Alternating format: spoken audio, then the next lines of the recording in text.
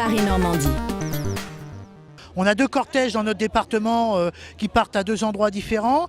Le cortège ici, vous retrouvez l'ensemble des secteurs autres que l'éducation nationale. Et pour la symbolique, parce que les camarades, les enseignants de l'éducation nationale ont une revendication concernant la réforme des collèges, sur tout ce qui est rythme scolaire, les attaques qui sont portées sur l'enseignement.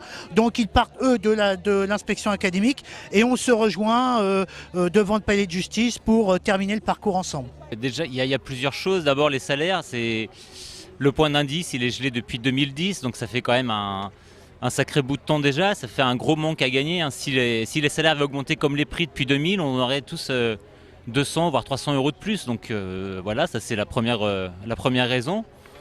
Et puis la deuxième raison, c'est la défense du service public. Donc voilà, nous on travaille à l'hôpital. Actuellement, il y a une loi qui est votée, c'est la loi santé. On en parle beaucoup pour les histoires de tiers payants, mais ce qu'on parle beaucoup moins, c'est les histoires de regroupement hospitalier.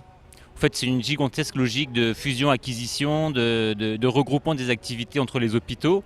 Et le but annoncé par la ministre, c'est 22 000 suppressions d'emplois et 3 milliards d'économies dans les hôpitaux.